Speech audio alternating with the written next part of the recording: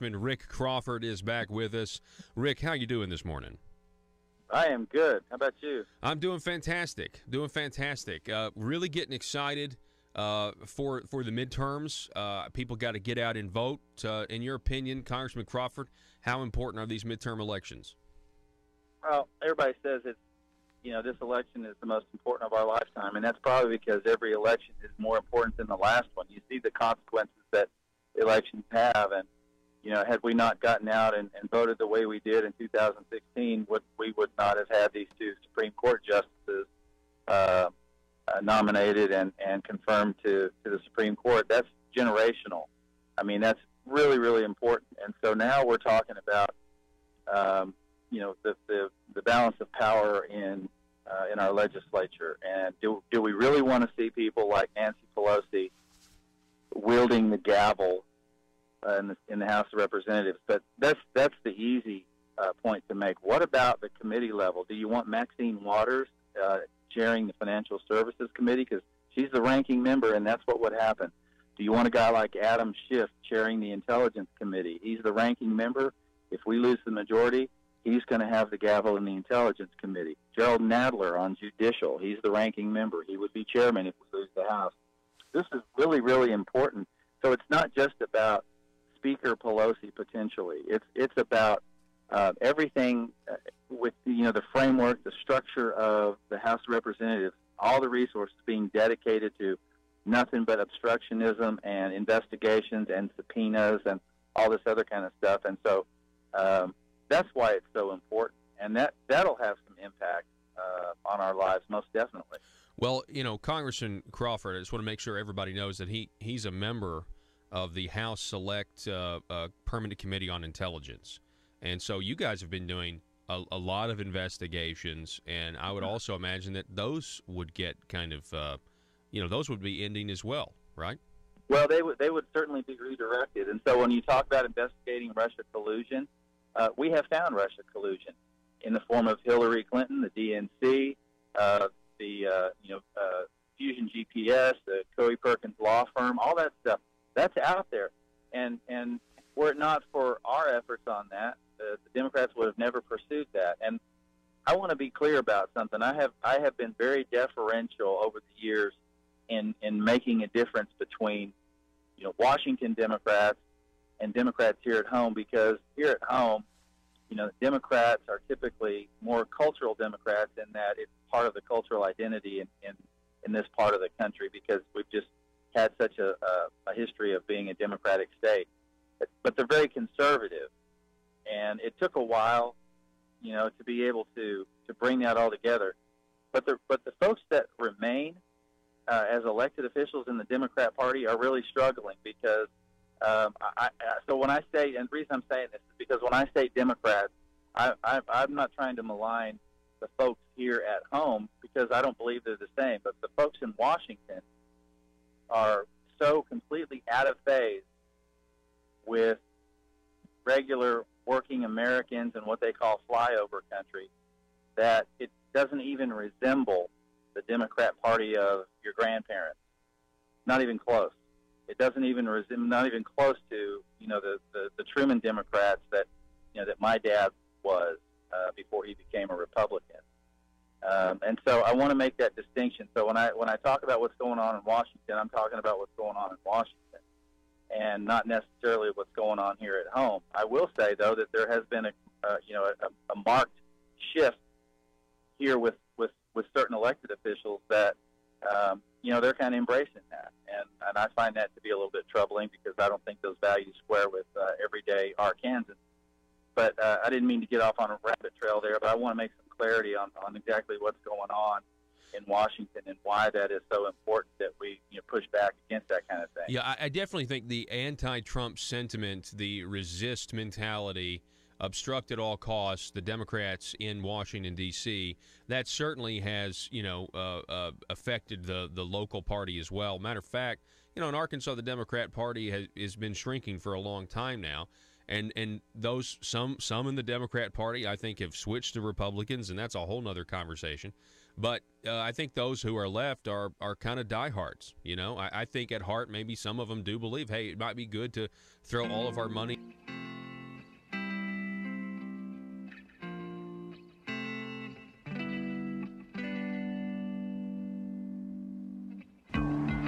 think it's time we ask ourselves if we still know the freedoms that were intended for us by the Founding Fathers. They seem to be in full-scale retreat from spending cuts and are talking about raising people's taxes again. And I have only one thing to say to the tax increasers. Go ahead, make my day. If we lose freedom here, there's no place to escape to. This is the last stand on earth. Those who would trade our freedom for security have embarked on this downward course. Whether we believe in our capacity for self-government or whether we abandon the American Revolution and confess that a little intellectual elite in a far distant capital can plan our lives for us better than we can plan them ourselves. Conduit News Radio with Paul Harrell is on now.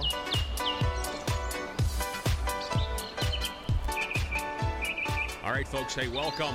Happy Monday to everybody out there listening. Good morning to you.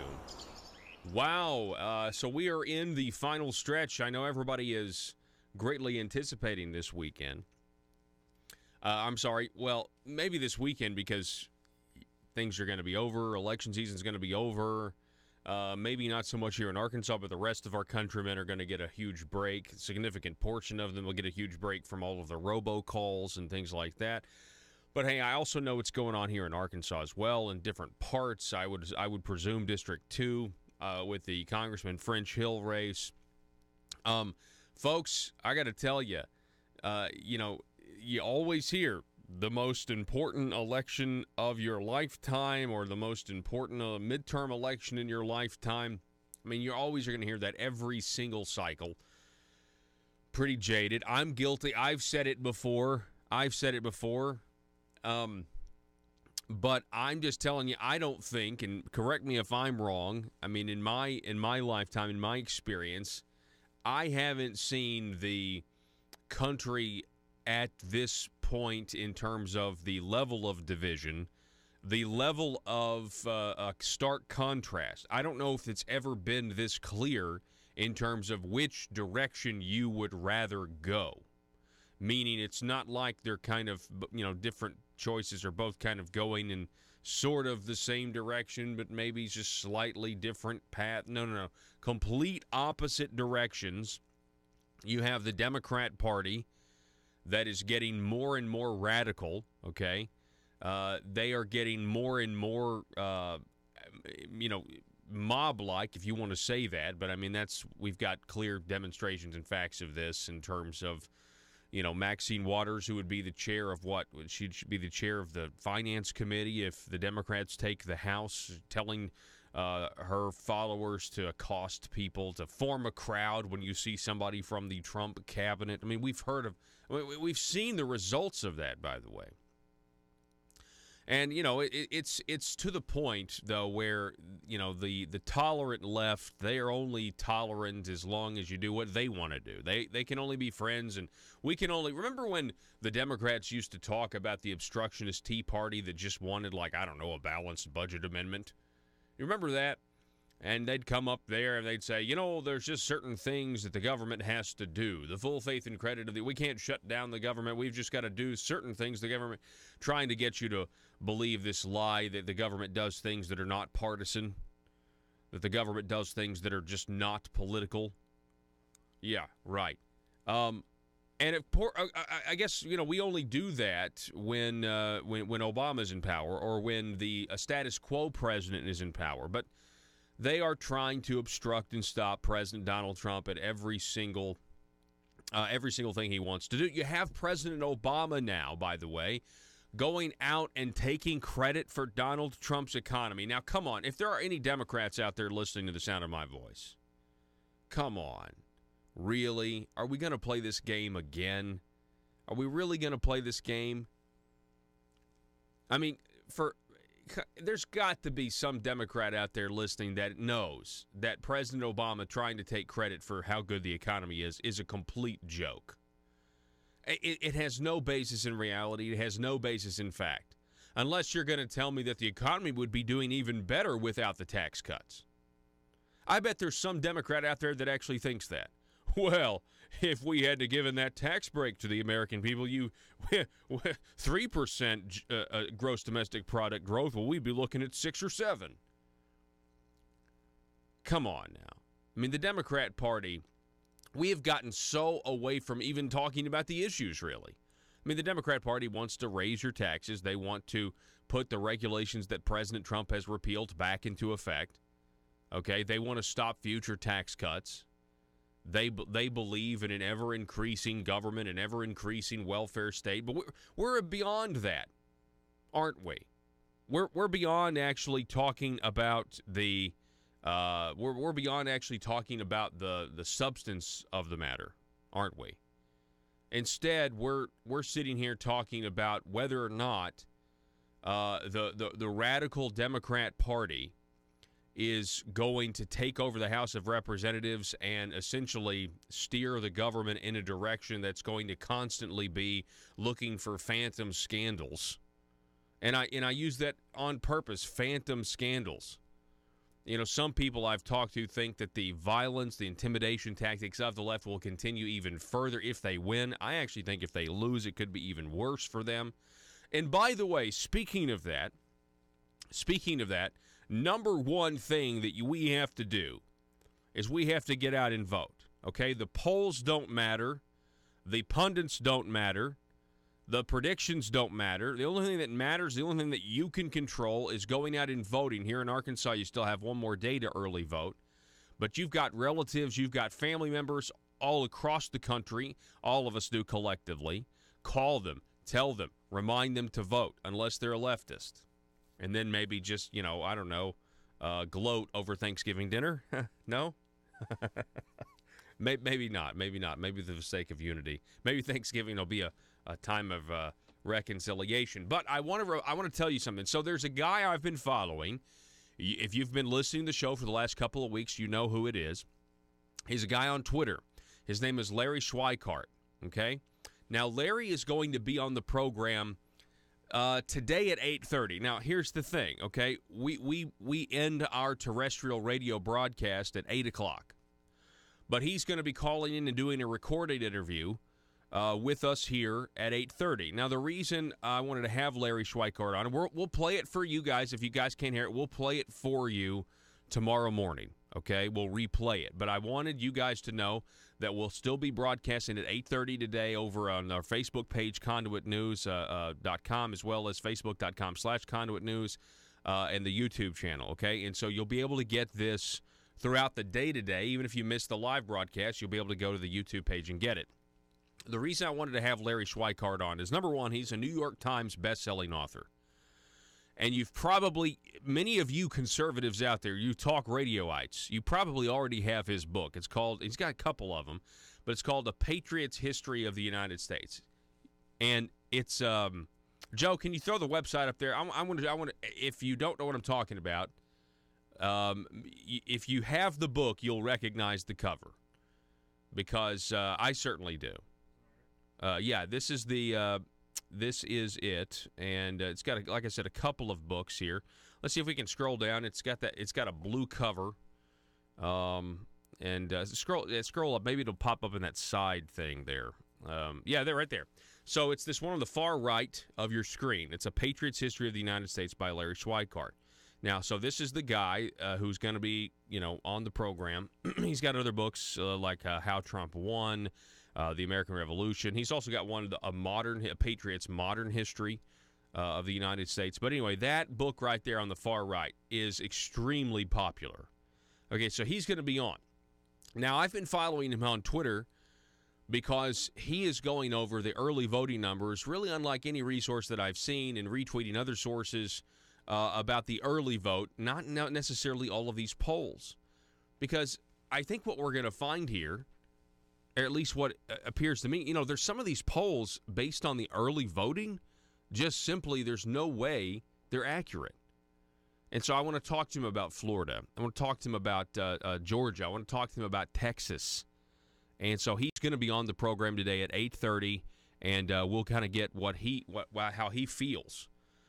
He has been saying, just so you know, the guy we're going to be interviewing, Mr. Larry Schweikart, he's been saying since July that the Republicans will hold the House by 5 to 10 seats, and they will add 5 to 7 seats in the Senate. He's been saying this since July. Now, can you imagine if that actually happens? What is that going to say? I've talked to politicos, conservative ones, who are firmly in the camp that the Democrats are going to take the House. And I'm just telling you, the only way I can understand how somebody would get to that point is if they are only listening to the mainstream media. And we'll know, hindsight's 2020, we'll know on Wednesday morning what happened. But if there's a lot of you out there, Republicans, who are concerned, I understand why you're concerned. I'm concerned, right? But can you imagine if it's not even close and the Republicans keep the House and there's not even close to a blue wave? What will that say about the polling community once again? How wrong the polling community keeps getting it? And why will we then, and why will the mainstream media that keeps getting it wrong, why will they then continue to use these defunct resources? I mean, they were certainly defunct back in 2016, and the media loved it, okay? But they've also been defunct for a long time. I mean, do you remember when Tom Cotton beat Mark Pryor here in Arkansas? When Tom Cotton beat Mark Pryor in Arkansas, the final Real Clear Politics average had Tom Cotton up +7, and Cotton won by 18 points. I mean, does that strike anybody out there as just a little bit, misleading, if you will? The phone number is 870-275-9799. So our friends to the far southeast in the state of Georgia, they have a gubernatorial race that's getting some attention. You have leftists going and campaigning for the Democrat there, but Brian Kemp, it does appear that he is going to be okay in this race, but you never know. You can't take anything for granted. If anybody has relatives in Georgia, here in Arkansas, I would urge you guys to go ahead and get out the vote. Call your relatives in Georgia, tell them that they need to go vote. But over at Breitbart.com, there's an article about Brian Kemp. You know, he's the Secretary of State of Georgia, and he is now accusing the Democrat Party of attempting to hack the election. Brian Kemp is, or hack voting machines or early votes. We have a Breitbart article on this. Brian Kemp, let me see here. Let me pull this up. Yeah, Georgia Secretary of State, Democrats tried to hack voter registration site. Now, think about this. Of course, the Democrats are saying that this is just Brian Kemp abusing his power. This is just Brian Kemp abusing his authority. But come on now. You know, there were reports. I mean, if you actually do a little research, back in 2016, there was a lot of folks, whispers, if you will, about what allegedly tried to take place at some states. Some states, secure, decentralized networks and that sort of thing. Political tensions ratcheted further Sunday when Secretary of State and Republican gubernatorial hopeful Brian Kemp's office accused the Georgia Democrat Party of attempting to breach the state's online voter registration system. The Department of Homeland Security and the FBI were alerted to the situation.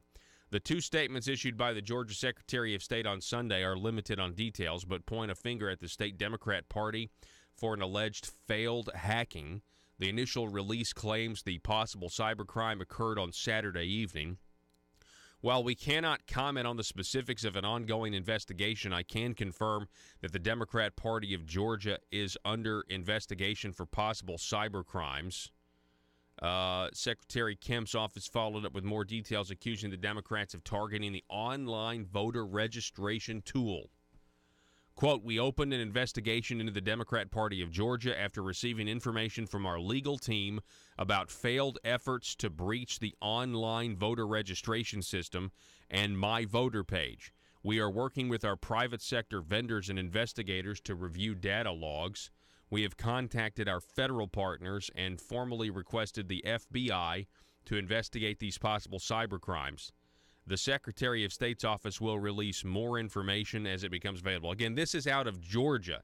I want to remind you guys that this is the Secretary of State of Georgia, the guy who made these amazing ads on YouTube about how conservative he was, not just on YouTube, but on television as well. Take a listen to this ad from Brian Kemp, who hopes to be the next governor of Georgia. Pretty fantastic. I'm Brian Kemp. I'm so conservative, I blow up government spending. I own guns that no one's taking away. My chainsaw's ready to rip up some regulations. I got a big truck, just in case I need to round up criminal illegals and take them home myself. Yep, I just said that. I'm Brian Kemp. If you want a politically incorrect conservative, that's me. All right, so that's Brian Kemp, and if you want more ads, there's way more where that came from, by the way. Hoping to be the next Republican governor of the state of Georgia. Speaking of rounding up criminal illegals, we have the media, as well as former President Barack Obama, going out there and telling you that the caravan is essentially not real. It's not a real thing. In the meantime, I saw some video of our troops putting out razor wire certain parts of the southern border. They're also reportedly chanting something to the English equivalent of, "We're coming to take what's rightfully ours." Yeah, we're coming to take what's right. Do you remember when the media in the beginning actually was reporting on the caravan? Do you remember?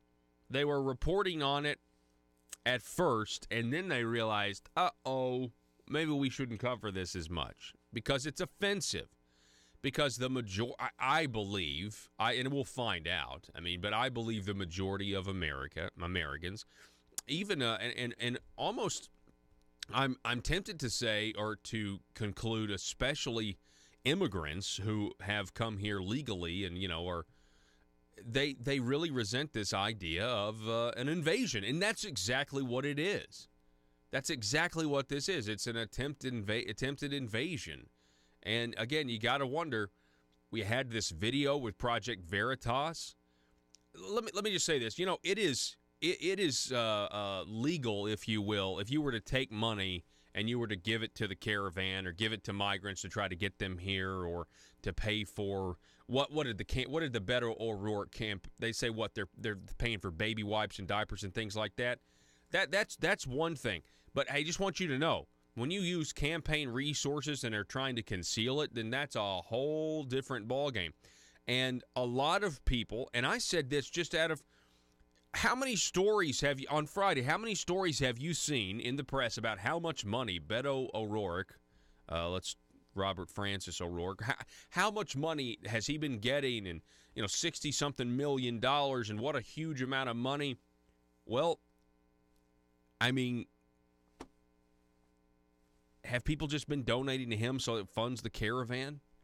It's a legitimate question to ask at this point, especially when you look at how many stories there were about, oh my goodness, look at all this money that Democrat Beto O'Rourke has. That must mean he's going to be a serious contender against, Ted Cruz. I saw somewhere like 5 million Texans had already voted. We're going to take a break, reset here.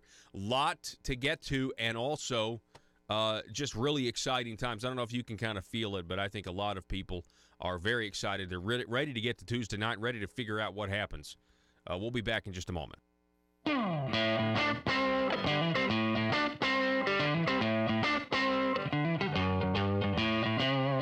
Into one big pot and divided up equally, aka socialism.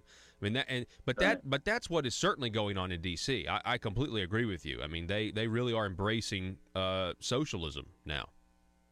No question about it. And we've got candidates running across the country.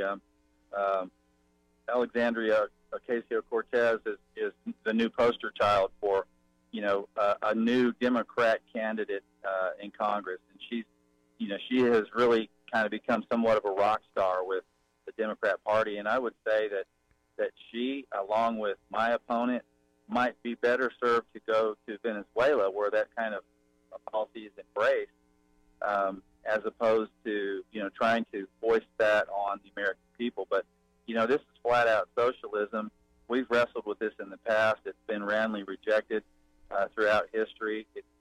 We can see the evidence of people that are escaping socialist regimes that come to the United States, and I don't know that you've ever seen anybody as Bob Maloney here with a developing story from ASA News, the parent. China is coming to Arkansas. We go live to the press conference where the Communist Chinese executive is addressing Arkansans for the first time. Let's listen into the translator. On behalf of the government of the People's Republic of China, we invite you to come and visit the newest named city in Arkansas, China, Delphia. We are very pleased to own an American city. Our communist government is proud to do business with the mediocre state of Arkansas. We are happy to take your money and your trees and send the profits back home. The Communist government of China was pleased to learn the taxpayers of Arkansas are excited to contribute their money with the hope, if you build it, one day jobs will come.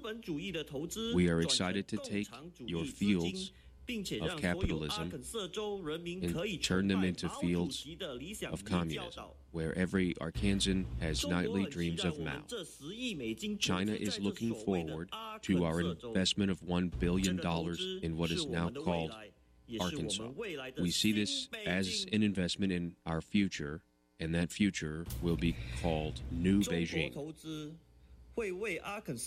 Chinese investment will make Arkansas a great place for jobs, as the People's Republic of China will succeed where the Soviets failed.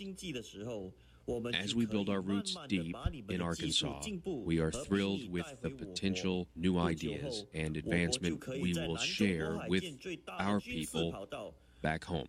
Soon we will have the world's largest runway in the South China Sea, and we thank Arkansas for contributing to our noble cause. In closing, once we make China great again, all of you will see the glory of the revolution of Mao.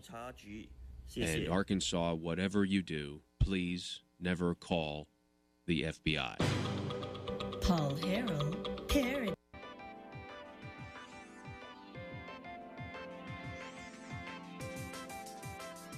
Conduit News Radio with Paul Harrell is building a liberty machine. Find out more at conduitnews.com. All right, good morning to you guys. Hey, I want to remind everybody that tonight, if you are in the Northeast Arkansas area, you're listening on our great station in Jonesboro, KBTM 101.3 FM, 1230 AM. Then you're probably excited about Congressman Rick Crawford's chili cook-off. Now, he has this every election year, every cycle, every 2 years. He has a chili cook-off. Now, here's the thing. Weather's not looking great.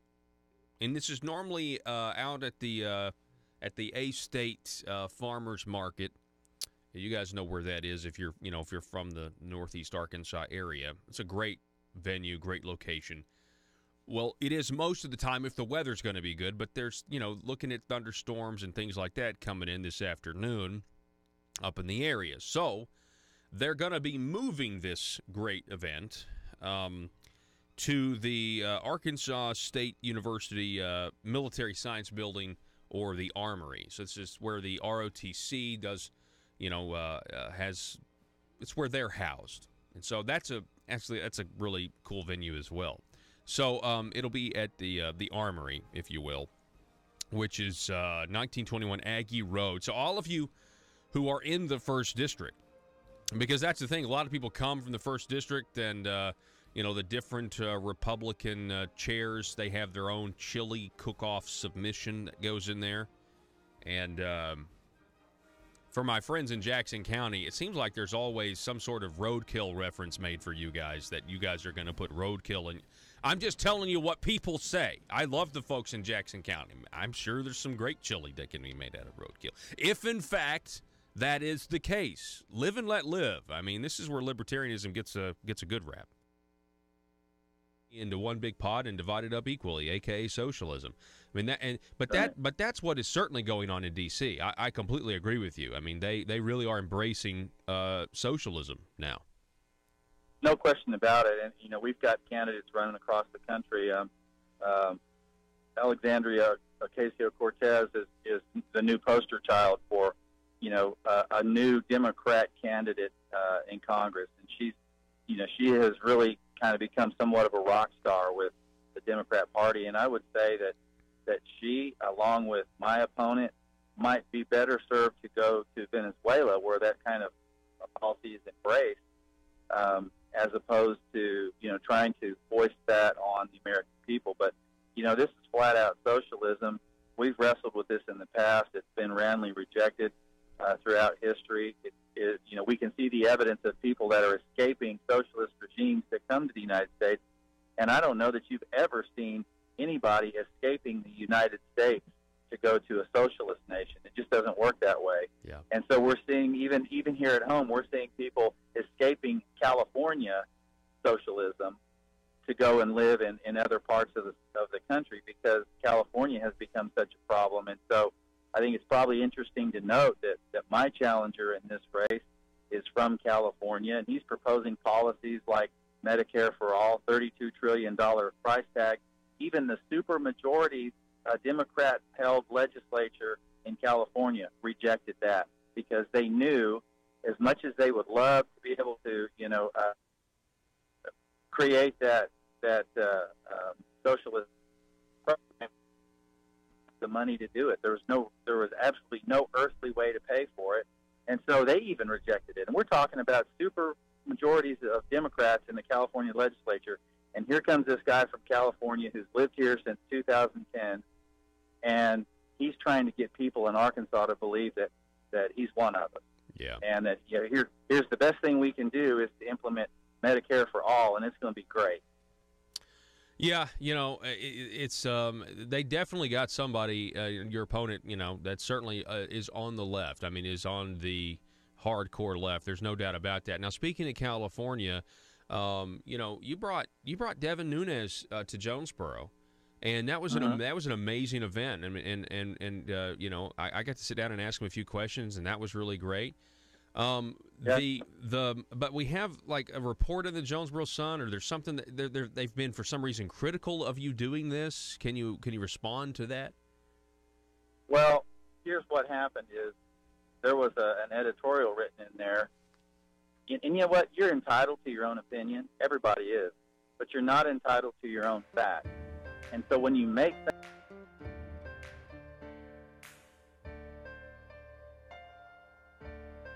bringing you your daily dose of truth. It's Conduit News Radio with Paul Harrell. All right. Phone number if you want to call or text. Oh, sound off on Facebook as well, but let me give you the phone number first, 870-275-9799. Also, over at facebook.com/Conduit News, while the platform still exists, as well as our YouTube page. We want you to subscribe to Conduit News. We want you to click the little bell to receive notifications. And I want to remind you, we'll be talking with the author of A Patriot's History of the United States, online only today at 8:30 this morning. So we want you to make sure that you tune in to hear Mr. Larry Schweikart, who will be on the program coming up at 8:30 this morning. But that's not on radio. That'll just be on our online platforms.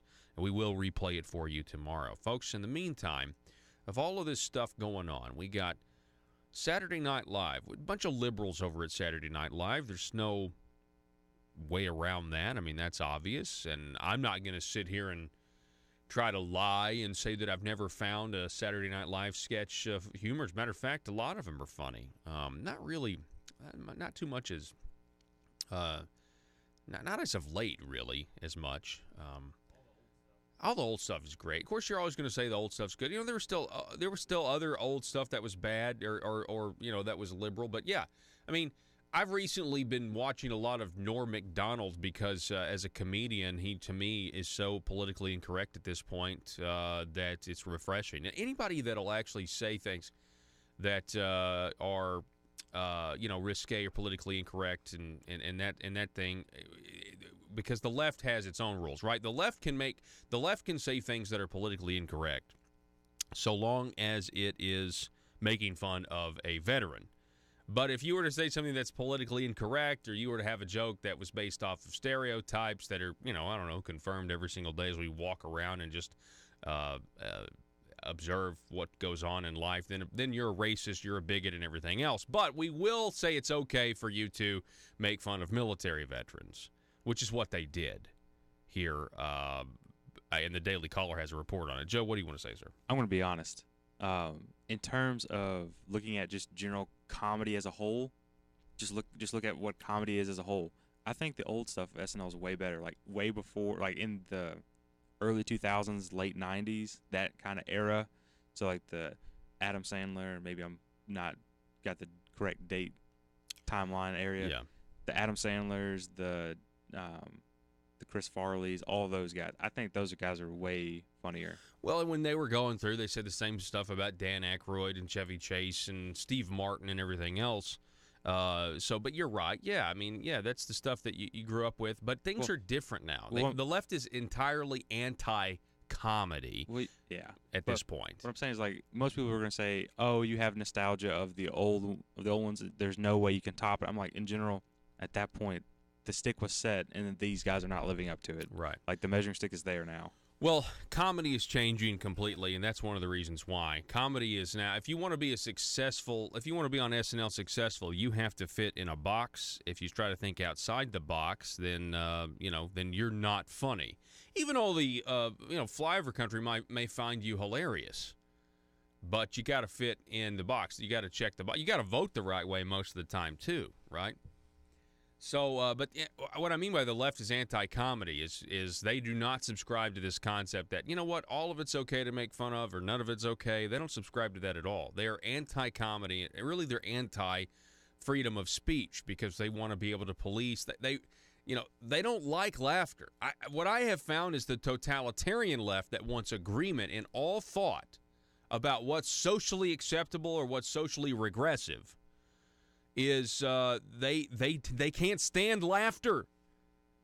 Laughter to them, and that's why they can't stand when Donald Trump is at these rallies and he's making jokes about the mainstream media, which are supposed to be these infallible arbiters of moral superiority. They're supposed to tell us what to be outraged about. They're supposed to tell us what to celebrate. And Donald Trump is sitting there pointing at them, laughing, and you have whole arenas of people laughing at them as well. That's what they can't stand.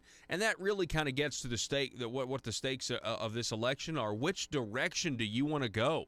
Do you want to go the direction of the left that is so anti-diversity, unless diversity is solely defined by how you look but not by how you think? Or do you want to go with the right at this point, which is actually pro-individual rights, pro-freedom, your freedom ends where mine begins. Just, as long as you're not picking my pocket or breaking my leg, go do what you want. The pro-freedom of speech.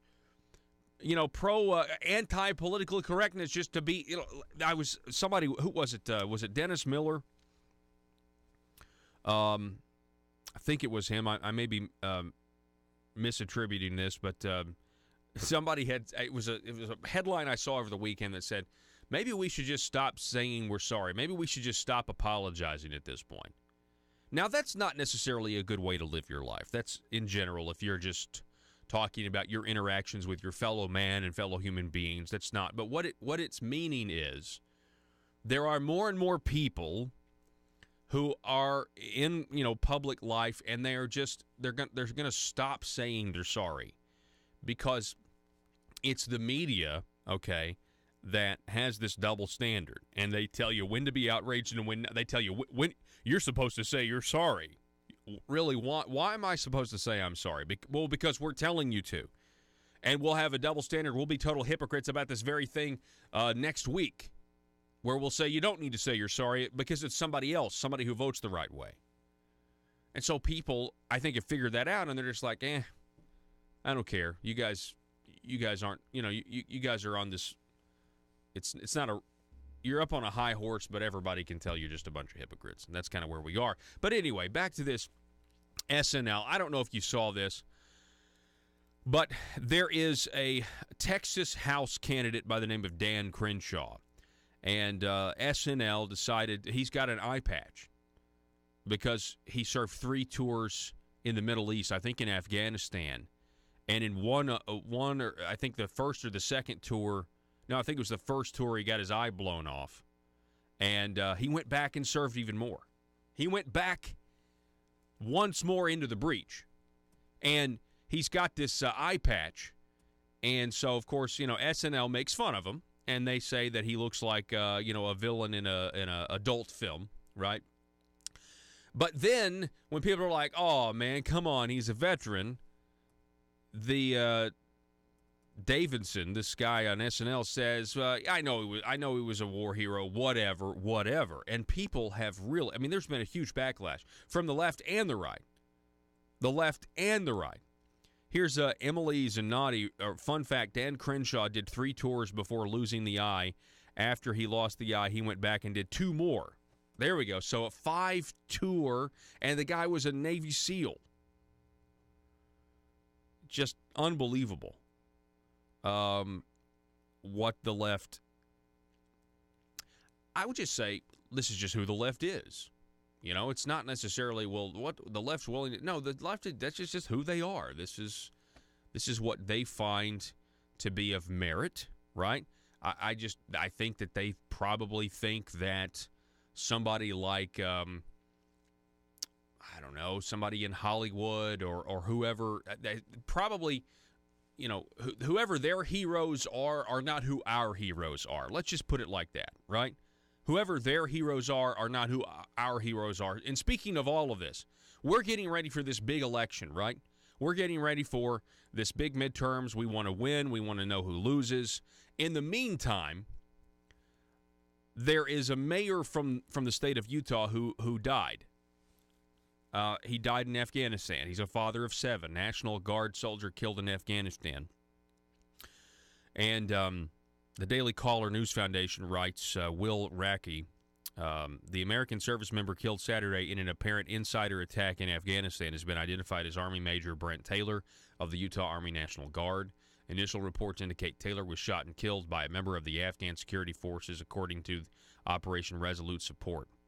Another U.S. soldier was wounded in the attack, which occurred at the Kabul Military Training Center early Saturday afternoon. That soldier received medical treatment at Bagram Airfield and returned to duty. Taylor deployed to Afghanistan in January as part of his advisory team that trains Afghan commando units, according to the Salt Lake Tribune. Before his death, he had served more than a decade in the National Guard, including 7 years on active duty. Taylor's most recent deployment to Afghanistan was his 4th overseas tour. He had previously deployed twice to Iraq and once to Afghanistan. In civilian life, Taylor was the mayor of North Ogden, a city in Utah of about 17,000 people, about 45 miles north of Salt Lake City. He was first elected in 2013. Earlier this year, he told the Tribune that serving as mayor was one of the greatest honors of my life and the highlight of my civilian professional career. Taylor is survived by his wife, Jeannie Taylor, and their 7 children. Quote, "We are devastated by the loss of our mayor and friend, Brent Taylor," the city of North Ogden said in a statement. "Our hearts and thoughts go to Jeannie, their children, and other family members as they deal with this tragic loss. We love them and hope they will feel the love and support of all of us here at North Ogden." Taylor's death was the 4th time in 5 months that a NATO service member has been killed in a green-on-blue incident in Afghanistan. It comes just 2 weeks after an Afghan soldier opened fire on Czech troops in Herat province, killing 1 and wounding 2 others. While we are getting ready for a midterm election, there is a family in Utah of 8, 7 children and a wife who don't have their dad anymore. So something to keep that in perspective as we approach tomorrow. Folks, the phone number is 870-275-9799. Here in Arkansas, we have a few things to deal with locally. Not to mention that we have statewide elections. We have Republicans and Democrats on the ballot, state house. state senate, all the way down to the city council. But, we also have these ballot initiatives. And these ballot initiatives, a lot of them have been thrown off. A lot of them, some of them are still on. You have what? Issue 1 got thrown off the ballot. Issue 2 is voter ID, still on there. Issue 3 was term limits. It got thrown off the ballot. Issue 4 is casinos, still on the ballot. And issue 5 is minimum wage, and it's still on the ballot. So what was 5 issues is now, 3? Conduit News has a story up. Check it out. It is at conduitnews.com right now. Headline: Casino Amendment is flawed and imposes duties on commission without funds. Hey, this is courtesy of Conduit for Action, but it's up at conduitnews.com. Here's what you need to know about Issue 4 in casinos that we haven't discussed yet here on the program. Issue 4 creates 4 casino monopolies. Think about that for a second. It also requires the Arkansas Racing Commission to spend money it doesn't have and imposes unfunded duties on the commission. One of the many criticisms of Issue 4 is that the amount the Arkansas Racing Commission is required to spend on gambling addiction programs is not enough. The minimum expenditure is $200,000 a year.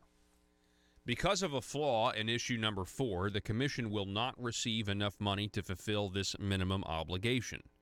This also means the commission's funds do not include anything for the cost of regulating and monitoring casinos. Meaning, this thing is going to be, if you thought medical marijuana was rough, folks, regulating this is going to be a nightmare. Under Issue 4, applicants for a license will pay an application fee of $250,000. Only 4 licenses will be issued. Sound familiar? 1 license will go to Oaklawn in Hot Springs, and 1 will go to Southland in West Memphis. 1 license will be granted in Russellville, and 1 will be granted in Pine Bluff. Unless there are a lot of applicants, and we don't expect many, the commission will only receive enough fees to fund the minimum expenditure for a few years. It gets worse. A license lasts for 10 years, and under Issue 4, the renewal fee is only $10,000. With only 4 casinos, that's a total of only $40,000 and not enough to meet the commission's required expenditure for 1 year, let alone 10. The $40,000 does not begin to cover the commission's costs for regulating casinos. The Arkansas Racing Commission also receives a percentage of net casino gambling receipts, but all of that money must be spent on racing purses for Oaklawn and Southland. The commission doesn't even get anything for having to handle the money. The state of Arkansas also receives a percentage of the net casino gaming receipts, but that money goes to the General Revenue Fund, and the commission cannot obligate any money in that fund. Money in the General Revenue Fund can only be spent by an act passed by the General Assembly. Issue 4 makes an empty promise when it requires the commission to spend at least $200,000 a year on gambling addiction programs. By the way, it's a very fast rising addiction. Will the legislature spend general revenues to bail out the commission and provide money for the addiction programs? Will the legislature spend general revenues to regulate and monitor the casinos? They can. It takes 3/4 vote of the House and Senate to pass an appropriation bill to spend the money.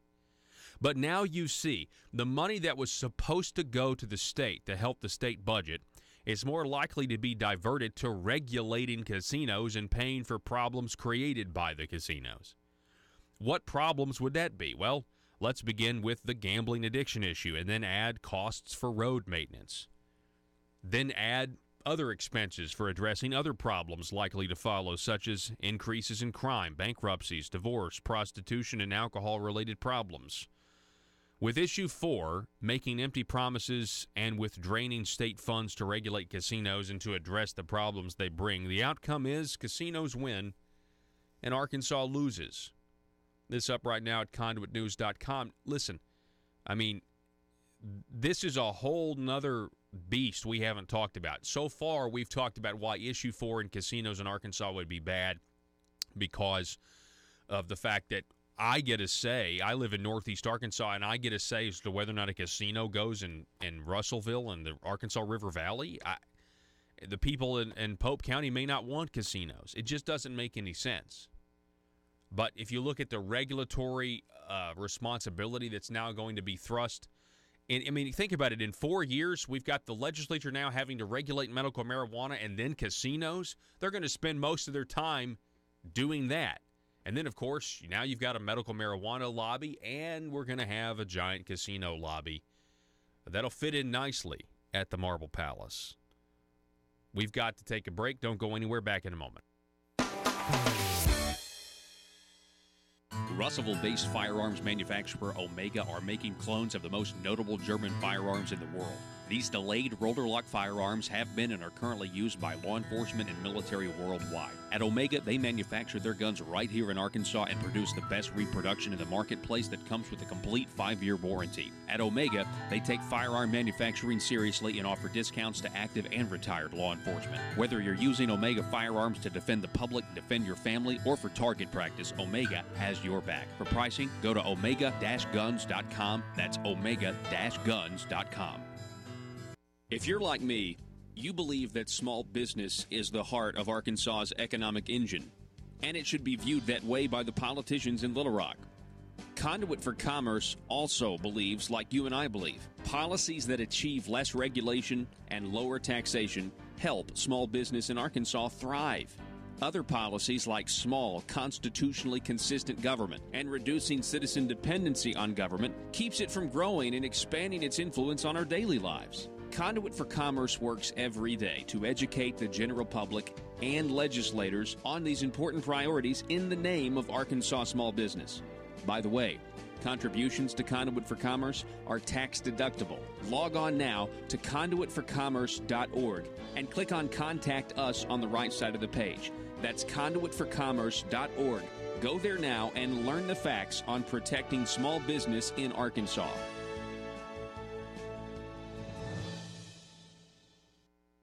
Things up. You flat out lie and fabricate. That's when I start to have a problem. And so, if you purport to be a journalist and you spew facts that are lies, but you're trying to get your readers to believe that this is the truth, that's when I have a problem. And it's really emblematic of what has it's this kind of thing that has propelled Donald Trump into the White House. And so if you don't like Donald Trump, stop doing the things that drive support for Donald Trump. And the media haven't figured this out yet. No, I figured it out. They're making it worse. But now, unfortunately, we have some media outlets at home that are doing the same thing. And they're just reporting blatant lies and trying to get people to believe that. And so what was reported was that we had a closed $758. Determined to drain the swamp in Little Rock, it's Conduit News Radio with Paul Harrell.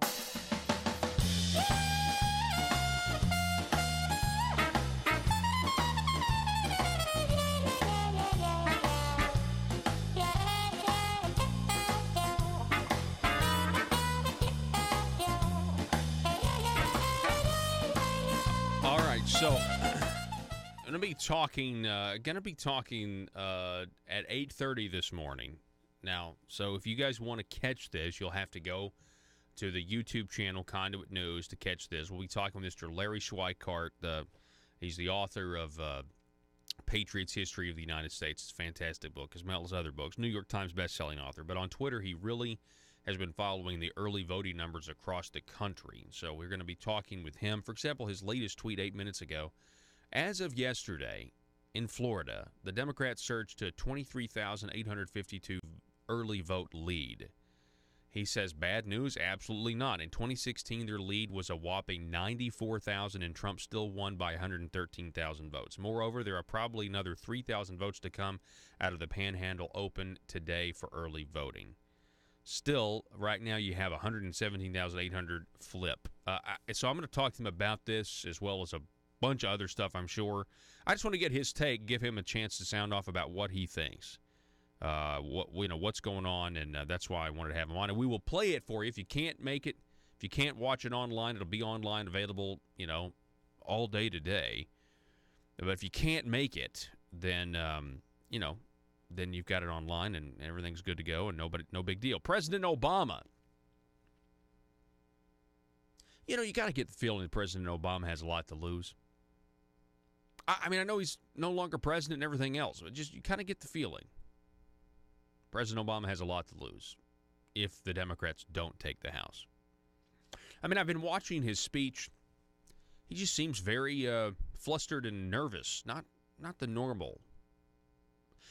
Well, the reason I say this,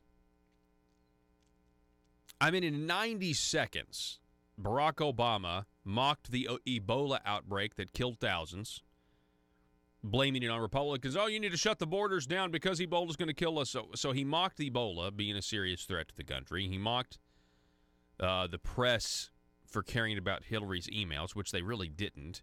He mocked Trump for his cell phone use. Barack Obama, you had to peel the BlackBerry out of his hand when he got elected.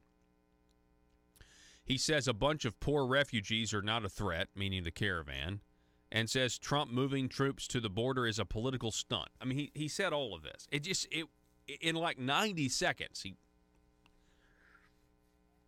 And so what I'm reminded of is the House Intelligence Committee investigation into Russian collusion.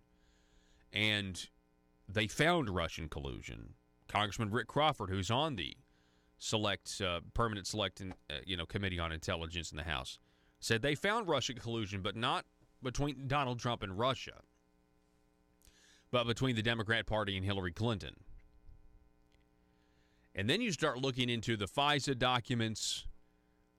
I talked to Congressman Devin Nunes. That interview's up at Conduit News, where I said, do you believe the American people will ever see the FISA application, the documents, for themselves when it came to the unmasking and the spying of Trump campaign or transition team officials? And Congressman Nunes, the chair of the House Intel Committee, said, yes, I do think that we're going to see it.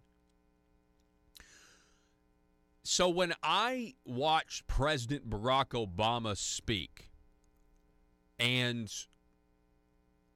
I listen to what he says, when I listen to what he says, or really any Democrats who were high up in his administration, Eric Holder or Hillary Clinton, I kind of think they have a lot more to lose than anybody really knows, because quite frankly, we don't know what's in that FISA document. We can speculate about what evidence the Trump administration does have right now, on some of these people. And that's what I think about when I listen to former president speak, or any of these leftists. I think to myself, I wonder just how bad things, in your mind, how bad you think things are going to get if you lose. The only way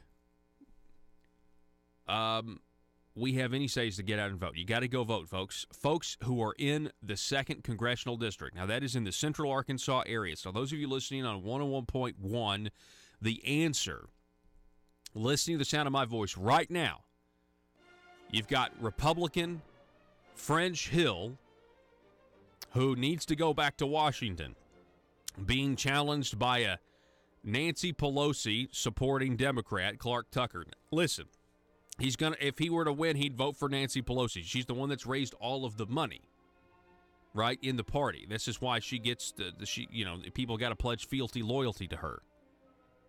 We don't want to hear Speaker of the House Nancy Pelosi, do we? We don't want to hear that phrase, Speaker of the House Nancy Pelosi. No. Chairman Maxine Waters. No, we don't want to hear those phrases. So the people all over the state, when you're listening in, the 1st, 2nd, 3rd, or 4th, everybody's got to get out and vote. And you got to call your family, your friends, and your relatives. You got to tell them to get out and vote as well. That's the only way we're going to beat back the radical left in this country. The news and talk of Northeast Arkansas. This is News Talk, 101.3 FM and 12:30 AM KBTM, Jonesboro, an EAB radio station. $1 a plate dinner. Paul, all you have to do is go to the FEC report, and that money would have to have been reported. And all you have to do if you're a journalist is do a simple fact check, so that when you call my opponent and say, hey, what about this deal, and you print everything that my opponent said, which were lies, but don't call me and ask if any of this is true, that's what the problem is. So you never got a phone call about this alleged $750 a plate, which, by the way, that's not how much it was. You never even got a phone call from the Sun? No, and it was not closed either. Anybody that walked up and wanted to buy a ticket could buy a ticket. It was $75 a ticket. Wow. And guess what? Every candidate has fundraisers if they have supporters that want to invest in their message and help them get elected. Problem is, my opponent doesn't have fundraisers because he doesn't have anybody that wants to invest in his message, except for the PAC, Act Blue, who he said many times he would never accept PAC money, unless, of course, it comes from Act Blue, which is a PAC, and he has accepted money from them. And I want people to go and Google Act Blue and find out what Act Blue is, what they do, and how they operate, and see if that's the kind of money that you want coming to Arkansas. So the other thing is, I'll never accept PAC money. That's because outside of Act Blue, there's no PACs that want to give him money.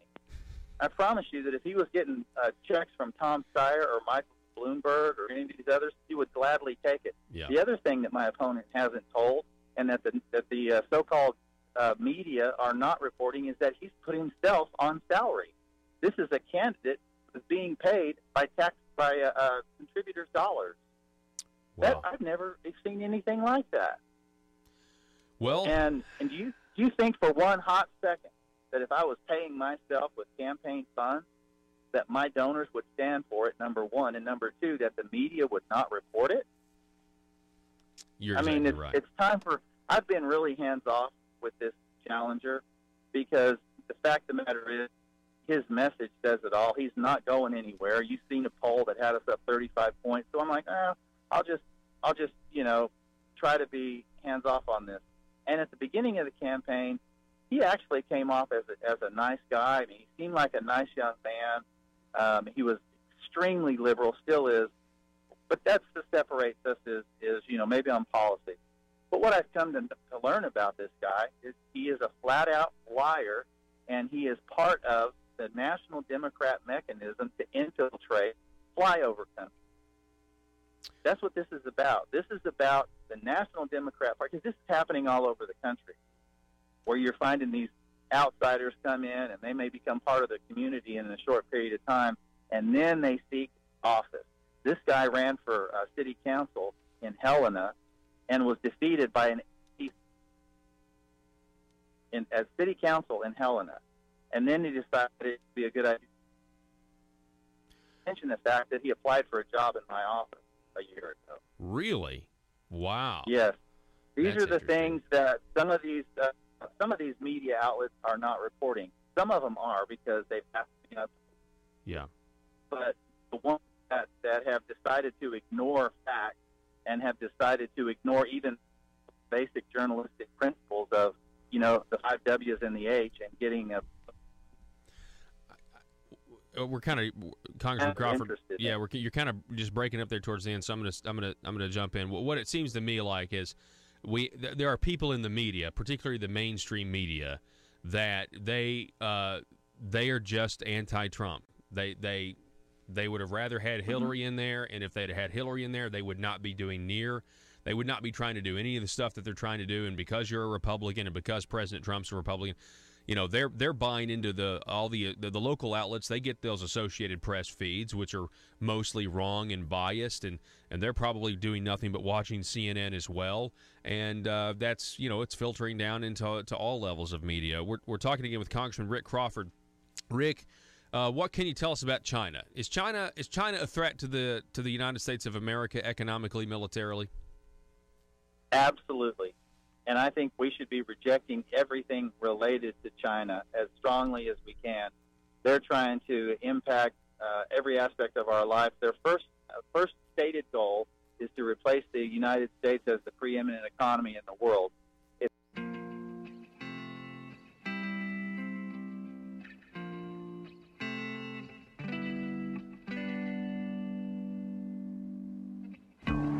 I think it's time we ask ourselves if we still know the freedoms that were intended for us by the Founding Fathers.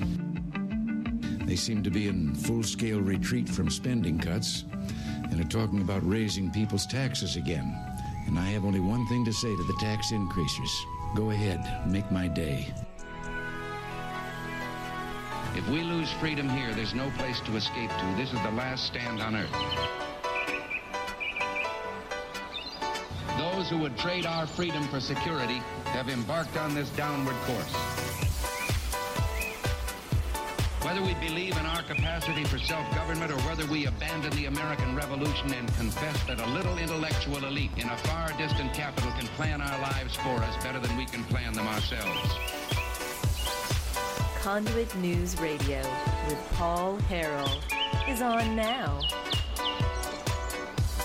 All right, folks, welcome. Good morning to everybody out there. Thanks so much for being with us today. The telephone number, 870-275-9799. If you want to contribute to the program today, also sound off over at facebook.com/Conduit News.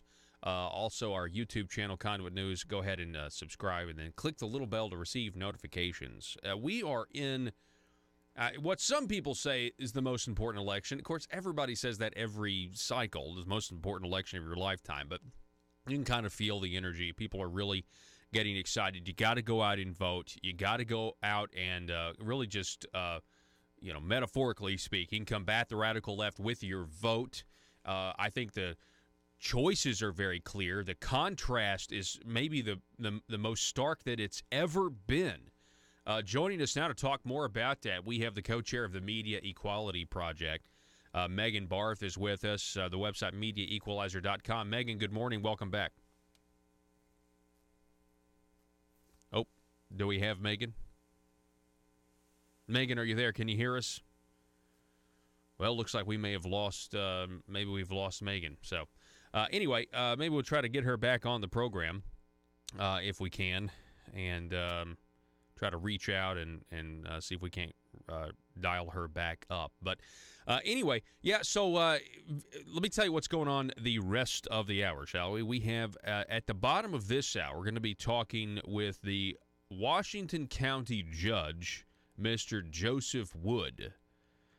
So we're excited to talk to him for the first time. You know, one thing about Washington County and transparency is they got rated the most transparent county in the state. Washington County, the most transparent county in the state. And that's in a large part because of County Judge Joseph Wood. All right, now we got Megan Barth back with us. Megan, how are you?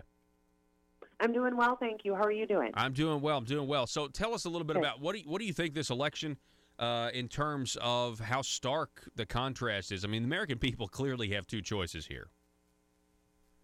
Well, the American people do clearly have two choices, and what we have to keep in mind is that even though Democrats are running as moderates, they're still radicals. What they're doing is basically lying to their constituents in order to win elections. This has been uncovered time and time again, whether it's Andrew Gillum in Florida, whether it's Claire McCaskill in Missouri, Beto O'Rourke, who's Robert Francis O'Rourke. He can't even not lie about his own name. And so we have really the difference and the choice is between capitalism and socialism. And I've often said this for many years. I've said it. It's not necessarily between Republicans and Democrats. It's between capitalism and socialism. And these radical ideas that the Democrats are putting forward, protecting illegal aliens over American citizens, abolishing ICE, opening the border, raising taxes. I don't remember an election in my lifetime that actually Democrats or Republicans were campaigning on raising taxes. This is a new one. But the Democrats are going to need your tax money in order to provide health care, education, incarceration and basically just overall care for illegal aliens, because that's exactly who the Democrats are standing with. You know, the caravan is being mocked on the left is almost something that's not even real. It's a phantom. And, of course, a couple of weeks ago, the media was covering it because I think they thought it was going to be a bad thing for Republicans, the optics, the publicity stunt. Now, of course, they try to tell people it's not really even a threat. Well, so far I call it the Cloward Piven caravan, or the migrant mob. So far, this caravan has amassed, from a last report, to about 14,000 people. It's growing like a tumbleweed as it heads towards the southern border. I'm sure it's going to perhaps maybe surpass 15,000, or maybe they'll pick up another migrant mob on their way to violate our laws and breach our southern border. We do know from Jorge Ramos, when he was talking about it, that, well, not all of these migrants are bad people. Okay, well, that means by default that some are. And according to our Department of Homeland Security and others that we have down there, and according to the Mexican government, the ambassador from Mexico told us that these people were very violent, and we witnessed them throwing rocks and projectiles at the Mexico police and authorities and military. So, yes, they're demonstrating violence, and they're also demonstrating that they really have no desire to assimilate to our country or love our country, because they're carrying the Honduran flag. Why would you carry the flag of your oppressors and wave the flag of your oppressors? That's something I just can't wrap my head around. And in the meantime, they painted a swastika on the American flag and was destroying the American flag. So when I see a group of 14,000, mostly young men, 70% men, waving their country's flag and approaching our border, it's called an invasion. Yes. Yeah, it really is. What do you think? We're talking with Megan Barth, MediaEqualizer.com. What do you think about President Trump saying, listen, we're going to set up tents, the military's going to help us do that? I saw photos of them putting up the razor wire. But listen, we're not going to let them say that one little phrase of legalese and then they get released and get a later court date. They'll get their court date, but they're not going anywhere. They're going to stay confined until their court date. Do you think that's a good move? Well, I think it's the only move he has until he executes an EO, which changes the language in the quote-unquote asylum abuse, whereby, as he explained, many of these migrants aren't seeking asylum, and I would believe a majority are not, because if they really were seeking asylum, number one, you wouldn't be carrying and waving the flag of your oppressor, which is Honduran flag. And number two, if you were really seeking asylum, you would accept Mexico's offer of asylum, or at least the application of it. If you are seeking asylum as a quote-unquote refugee, the very first country you set foot in outside of yours, you can request asylum. And then also, the second thing that Donald Trump needs to do, outside of just doing an EO to change the asylum language, he needs to create an EO centered around birthright citizenship. Because if we have a 70% of these young men going to come across our borders, there's high chances that they will become fathers as soon as they can, thereby giving themselves an anchor. That's a really good point, and that's why they can't be allowed in. I mean, it's just it's amazing to me how things have worked out to bring us to this point. And I think the left certainly knows what the stakes are. And I think things are going to be I think it's going to be 2016 all over again. I really think the media, the polling, none of it changed. There was no correction. There was no admission that we, were wrong in what we were doing. The agenda is still there. I see this article here. We have now President Obama going out. We mentioned this last hour, mocking Ebola, mocking the press for caring about Hillary Clinton's emails when they didn't, mocking Trump for his cell phone use, says a bunch of poor refugees we were just talking about not a threat, and says that Trump moving the troops to the border is a political stunt. What's your response, Megan? Barack Obama, I've been watching many of his speeches he's been giving, and I've been watching with the sound off, he looks like he's panicking. And I think the Democrats are panicking. When you have to go low, resorting to personal attacks, you know that the left has lost the intellectual argument.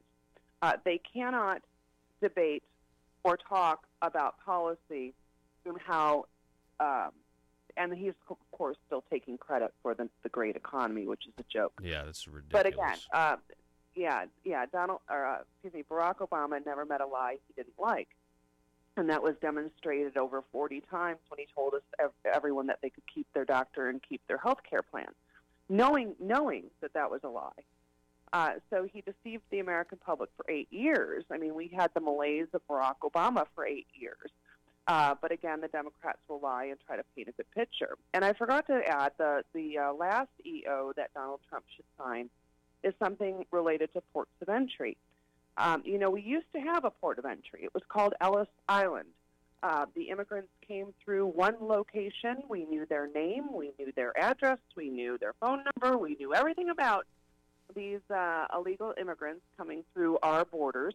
We even had an infirmary where if the immigrant was demonstrating signs of sickness, we would infirm them. And it wasn't guaranteed that all of these immigrants were going to just come through this port of entry and then automatically become American citizens. We applied the laws, and we applied, our health concerns to these immigrants. The problem is now there are no ports of entry, no legal ports of entry that these people are using, so they can come through whatever wall or opening in the wall that they can find, bringing with them third world diseases. And I write about this quite extensively. And so, with third world migration comes third world diseases. And most of these people, if not all of these people, are not vaccinated. And so when they disappear into the shadows, they're also disappearing into the shadows with potential third world diseases. And let's not forget here that we have this video that President Trump tweeted, and of course CNN says he's racist, which is ridiculous. But of the cop killer, the illegal immigrant that killed 2 cops and then said, my only regret is I didn't get to kill more, and then some. And bringing that simple fact up is just too much truth for them. So the only thing they can say is, well, Trump is racist. Right. They want you to believe that all these illegal immigrants that are penetrating our southern border are going to be, I guess, the next nuclear physicist or the next guy that splits an atom.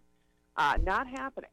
And so we see that. I thought it was a fantastic ad, a very effective ad. And then, of course, the left, with their propaganda arm being the media, default accusations, accused by default the president of racism. Oh, imagine that. That's something new, not. Racism is their default position. When everything is racist, nothing is racist. Mm-hmm. And, oh, by the way, illegal alien is not a race. Yeah, that's exactly right. Hey, Megan, we're almost out of time for this segment. I just, what are your feelings right now? I mean, I know you're in Nevada.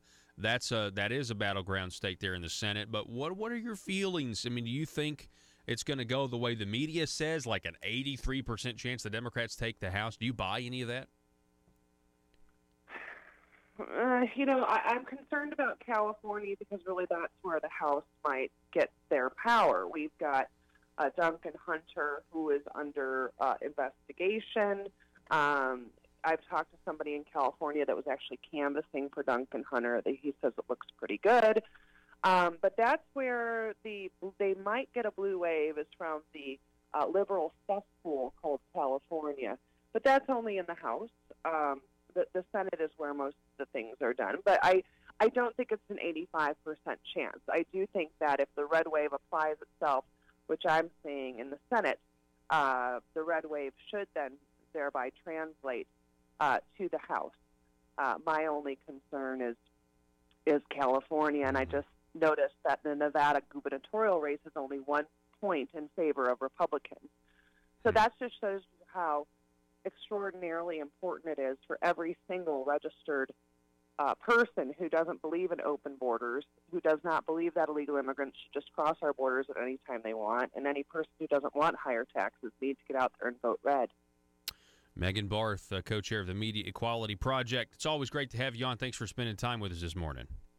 Anytime, Bill. Thank you so much. All righty. Folks, you can find out more at MediaEqualizer.com. All right, we're going to take a break here. We're going to reset. Coming up at the top, or coming at the bottom of this hour, we're going to be talking to Mr. Joseph Wood, Washington County Judge. And don't go anywhere. Back in a minute. It's called the One Belt, One Road Initiative, and it's the Make in China 2025 initiative. And these are stated goals of the Chinese. What the One Belt, One Road initiative is essentially reconstituting the Silk Road. If you remember back in history, Marco Polo era, when they discovered China, and that's when China sort of became a much sought-after destination for merchants, and they were doing business in China, and then the Silk Road became a prominent route from Europe to China. Well, what they're trying to do is a 21st century Silk Road in their One Belt, One Road initiative. They are aggressively buying influence in every country they operate. And they promise jobs, and here's what happens when they promise jobs. They go into the place where they're promising to bring in 500 jobs. Okay, that sounds really good, except they bring in 500 Chinese people, and they fill the jobs. And then they kind of live in a closed community, and that they don't go out and empower. Let's face it, and create. Times are tough for the Arkansas General Assembly. They're all waiting for the spotlight exposing public corruption to end, so they won't be under so much scrutiny. And during this time, what if you're a legislator and you need money? What if you're slapped with a huge expense? What if your check for consultant services is late this month? Or maybe you just need extra cash now until payday. When that happens, you can't wait. Hi, I'm Bobby Blackmail for the Arkansas Intra-Legislator Bank, your trusted source to over 135 lenders to get you short-term cash fast. Use the Arkansas Intra-Legislator Bank today, and you can have up to $12,500 cash in your checking account tomorrow. Dried-up bribes no longer coming from Medicaid entities? Handled. Extra cash until your hopeful acquittal? Done. And you'll be surprised at how easy it is to get extra cash. Just be an elected official and be comfortable with the status quo, and we'll connect you with a fellow legislator who is ready to loan. It's quick and easy. And don't worry if you can't make the payments, because the Arkansas Intra-Legislator Bank is designed to help you get through these tough economic times. There are other ways you can pay off your debt, like by voting the way the establishment wants, or by rewarding some with committee chairmanships. So forget about overdraft fees and the spirit of covetousness that sometimes overwhelms the best of lawmakers. Just remember, the Arkansas Intra-Legislator Bank for short-term cash between colleagues when you need it fast. Some transactions have long-term consequences. Paul Harrell, parody.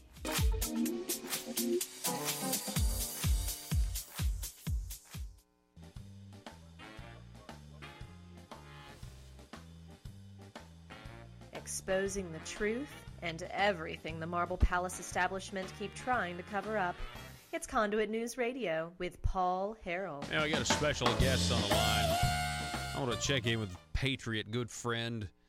We got former Justice of the Peace Lane Scott is on the phone with us. Lane, I understand you're running for the city council of the city of Russellville, right?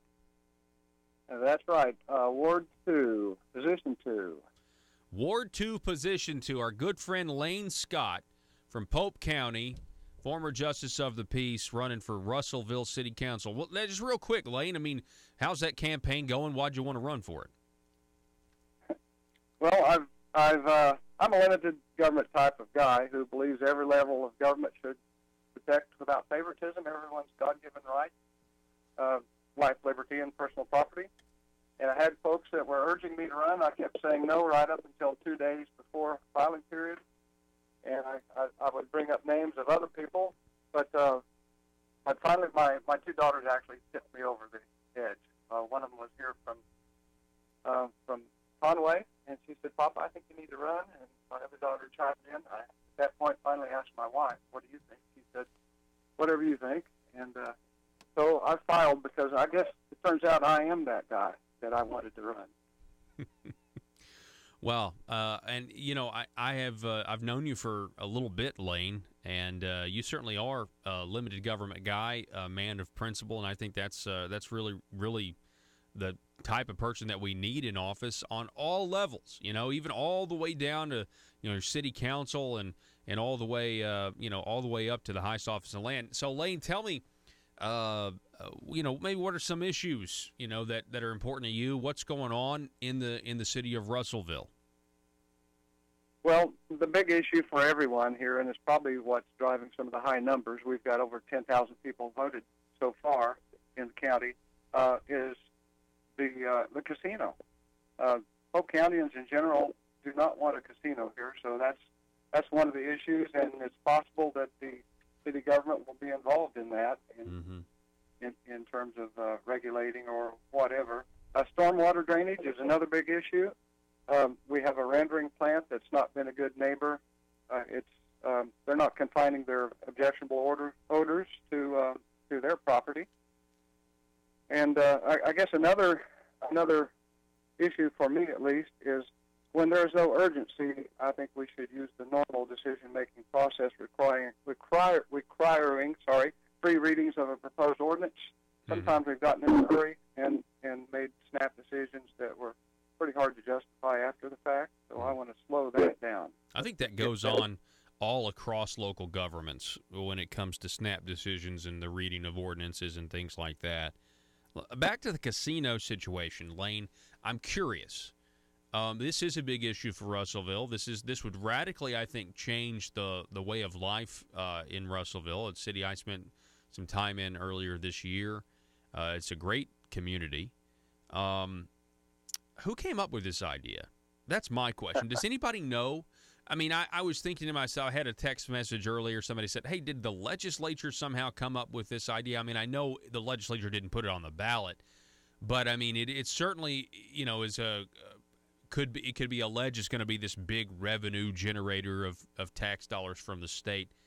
Who came up with this idea? Does anybody around the local community know? Well, since it's going to take $250,000 just to apply for the license, obviously it's not very much grassroots. There are some Indian tribes from Oklahoma, we understand, that are vying for the right to have a casino here, but there are also some local people who are quite well off that have the ability to pay what it takes to get it going. Really? So you would say that there are some local people who want this, and I mean, I guess they look at it as a good investment for them. Yeah, I'm not at all saying that it's a large number of people. I think it's a very small number of people, and they might, in their own minds, think that it's good for the community, but it certainly would be good for their pocketbook. Mm-hmm. Yeah.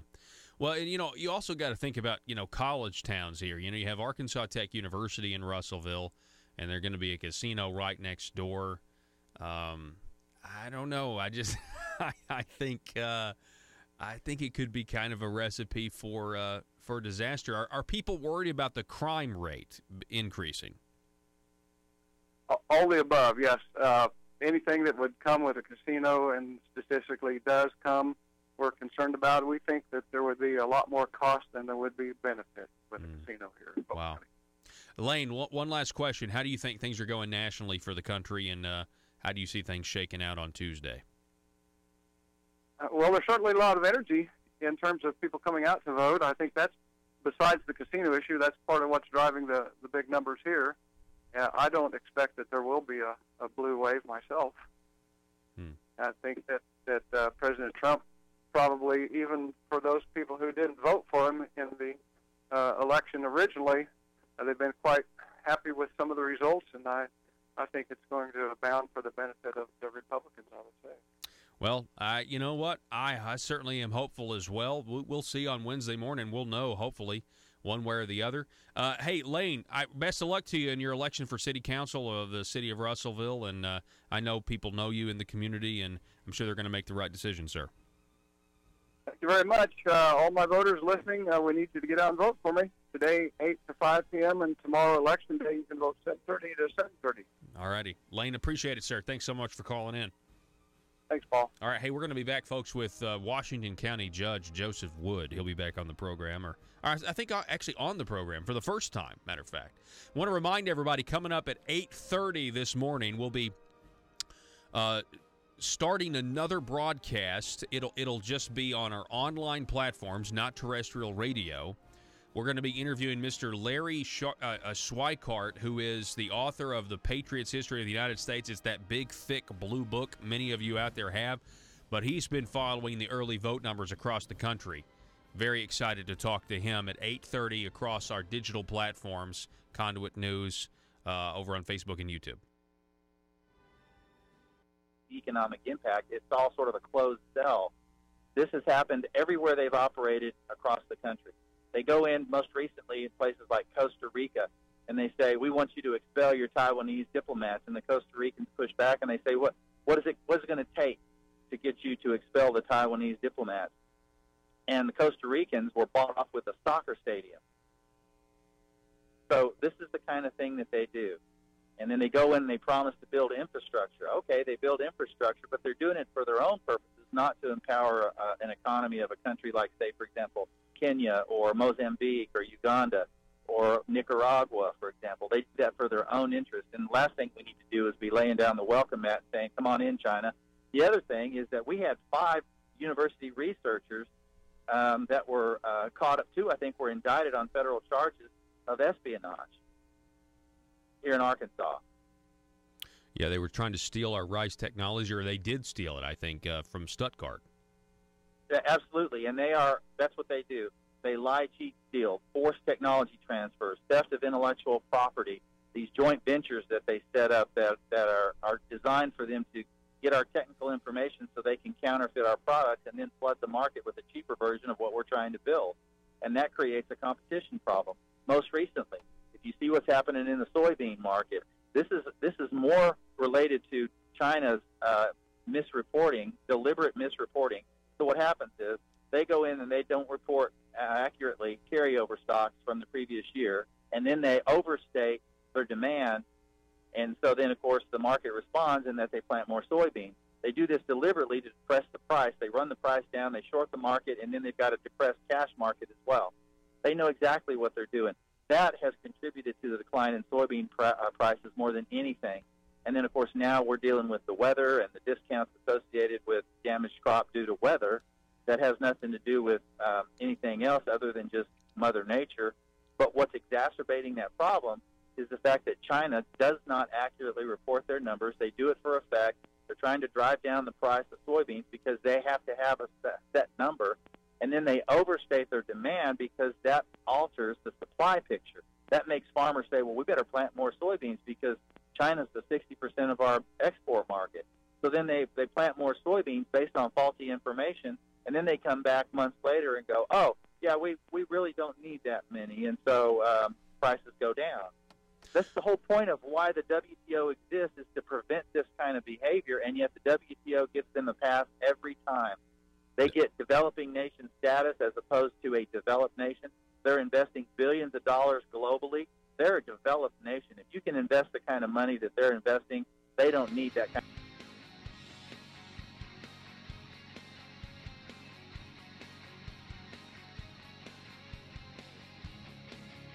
The intersection of conservative ideas and reality. Conduit News Radio with Paul Harrell. All right, ladies and gentlemen, I want to welcome to the program. Thanks so much for being with us, first of all. I want to welcome to the program. We have Mr. Joseph Wood is on the line. He is the county judge for the Washington County up in northwest Arkansas. Joseph, welcome to the program, sir. Good morning, Mr. Harrell. How are you, sir? I am doing well. So, first, good morning to the audience. Do what now? I said good morning to your audience. Yes, absolutely. They're probably on their first sip of coffee. And of course, I'm way ahead of them at this point. I'm halfway through mine. So. Okay, good. Well, so tell us a little bit about what's it like being the Washington County judge. Pretty incredible experience. The past couple of years have been obviously met with a lot of focus. We came in with a focus on building better leadership in the county. You get better leaders, they make better decisions. You get better services, you get a better county. And so undoing some of the things that have been going on over the past few decades. They haven't had a Republican county judge in Washington County in nearly 40 years. so here I come in and I see things differently. And so we go in and start looking at vision, executing on those visions, and really start to turn the dime on a lot of areas. I see here that the budget has been reduced by almost $1 million while at the same time maintaining county services. Tell us about that. Did you get any pushback on that? A ton of pushback. When we got in office, we got a $65 million budget. Now it's almost 68, but it's about half of that is the sheriff's budget, half is mine, the county judge. I have 15 directors. I started walking through strategically each department head's budget, starting with A, animal shelters, all the way to B, veterans. $1 million almost animal shelter budget, and it just caught me by surprise that we would have that much spent on an animal shelter. I wanted to see it. It's beautiful. We got great leadership there. But when I got all the way down to the road department, then next to the veterans department, the veterans had a $100,000 budget. Surprised me. So we started to say, okay, how can we be smart about running the animal shelter to really begin to support and do things for our veterans? So we began to strategically, we outsource some of our veterinarian services. So now when there's an animal that's ill or sick, we take it to the veterinarian. We know how much it's going to cost us versus having a veterinarian on staff. We may have 2 or 3 weeks go where there's no surgeries, and we're still paying the types of benefits and dollars. So we went through, and when we finished going through all of their various budgets, we reduced it by $1 million, which is unheard of in county government across the state, let alone here in Washington County. It is absolutely. You're absolutely right. It is unheard of. But I want to kind of back up for a second. So you had you said $1 million. Was it $1 million on animal? Right at $1 million for the animal shelter budget. I just think that's incredible. And then we're not spending that on veterans. I mean, I love animals. Oh, nowhere near it. And I want to be, I want to take care of animals and everything else. But I mean, people are more important, especially our veterans. They're more important than animals. Absolutely. Because I said that you can take care of every animal in this shelter, and they will never go out and pick up a veteran and take care of a veteran. But you can take care of every veteran in our Washington County area, and they can go and take every animal out of the animal shelter, adopt them, take care of them, et cetera. So I just, again, common sense, we love animals, but I put a little higher priority on our people, especially our veterans. So you've cut, like you said, unheard of, reduced the government by $1 million. That's fantastic. And I don't think it's a surprise that with that kind of conservative leadership, we're talking with Washington County Judge Joseph Wood, that you're also the most transparent county when it comes to attaining records, public records online. I believe it was the Arkansas Center for Research and Economics. They came out with a study, and Washington County was number one. Tell us about that. That's correct. That's correct. Probably in January, February of this year, UCA, University of Central Arkansas, in conjunction, obviously, with the Arkansas Center for Research and Economics, did a study. They believe that the best government is the most transparent government, and they went and did a study on all 75 county judges and how they operate and run their counties. We, at the end of the day, a couple of months ago, they released the studies, and Washington County was the most most accessible, most accountable when it came to 3 areas that they focused on: fiscal areas, administrative, and political. Can citizens of the county understand and have access to budgets, audits? Do they know when you're having committee meetings and quorum court meetings? Can they go back and look and see what has gone on in the past when it comes to meetings and votes that you've had? And are you doing services and providing services for everyone? And can they find that information out? And so while the first 2 years I was hit constantly by media that he's inaccessible, he's non-transparent, et cetera, here's an independent study that just came out and said, again, you cannot be more transparent in Washington County and how they operate and run their government. And did the media print this report? No, they had not. The Dr. Kalulu and his team they called all the top 5 in particular counties and said, hey, county judges, we finished this. This is where you rank, and we would like your local papers to take our op-ed and take the study and run it. And I kind of smiled a little bit and laughed and said, well, they're not going to run it. And they said, oh, sure. And I said, well, here it is. And I told them who it was, and it was Arkansas Democrat Gazette. And maybe 3 weeks later, I said, so are they going to run it? Because I didn't want to put it on our website and do any press releases until the paper ran it. And they said, well, they told us they're not going to run it. I said, okay, well, go ahead and send it to the Northwest Arkansas Business Journal. Maybe they would see the validity of it, understanding its business, and you got business leaders out there who are really working hard to serve the business and the community and citizens. And so Northwest Business Journal said that they would be looking at in the upcoming issue. So anyway, we went ahead and did our own press release and put it out there for the citizens of Arkansas. Again, still being transparent, accessible, where the paper is not. Well, I just, you also said that you were criticized for not being transparent by the media, and now and they don't want to print it. I don't think that's a surprise. So here's my next question. So you're a Republican, Joseph Wood. You say you're the first Republican county judge in Washington County in how long? Almost 40 years. Almost 40 years. 40 years. Yep.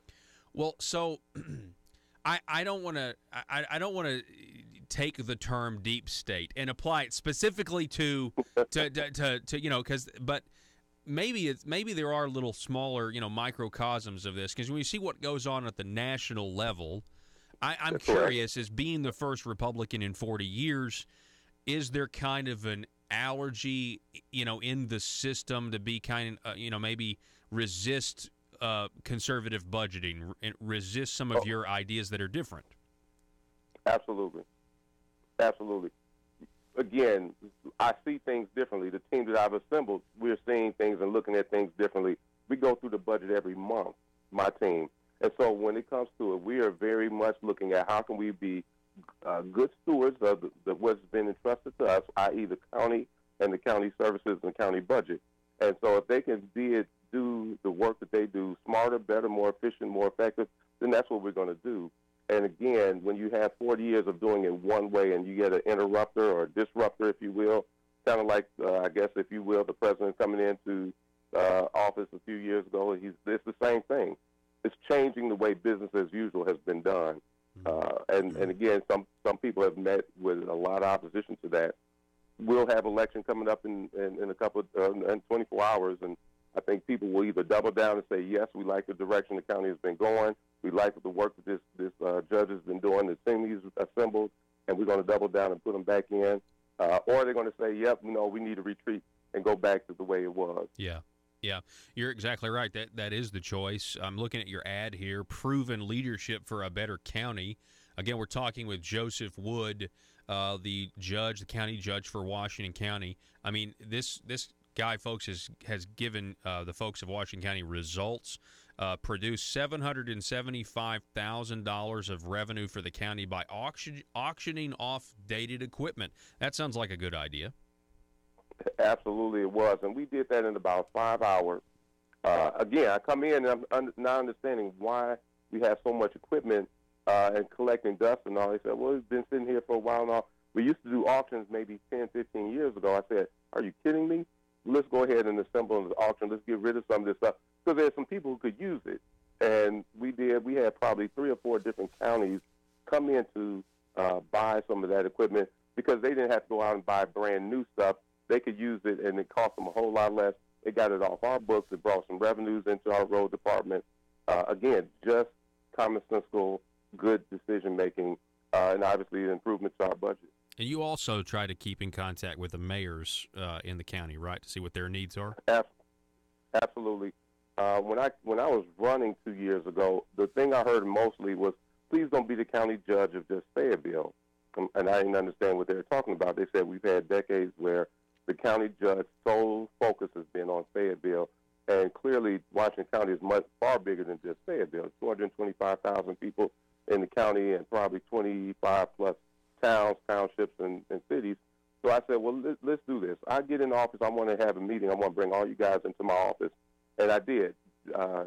February, the month after I got sworn in, brought all the mayors in the county in and said, okay, can we do a breakfast once a quarter? And they were so surprised that I did what I said. They said, well, can we do it every month? And so every month I said, but this will be the last meeting in my office. We will rotate it all around the county, starting with Elkins, and just work our way all the way down till we get down to, Farmington, Springdale, et cetera. And so every month, and it takes almost 2 years to get through all the counties. Wow. It's only 12 months. And so every month we go to everybody's city or town. They get a chance to bring some donuts and coffee, showcase their particular city or town. But more than that, Mr. Harrell, is the fact that they get a chance to parlay different ideas and thoughts. One may say, hey, I'm about to go buy a new grader. Somebody else says, well, don't buy one. I got one I'm about to sell. And so they can start sharing thoughts and ideas. Hey, I need a bridge inspecting machine or truck. But don't buy one because now I have one. You outsource it to me. We'll go ahead and for your man hours and a dollar rate, we can do that for you. And you don't have to have your citizens, taxpayers in your cities buy new equipment when we have it already. So it allows us to spend once a month just kind of spending a little time having coffee and fellowshipping, but more or less really talking about the business going on in their cities and how we can support one another. Yeah, you're absolutely right. It seems like a just common sense thing that you would want to do. Yeah. We're talking once again with the Washington County Judge, Joseph Wood. He's a Republican. He's cut, spending in his county by $1 million. It's conservative leadership. And the election is tomorrow, and I know you want another term.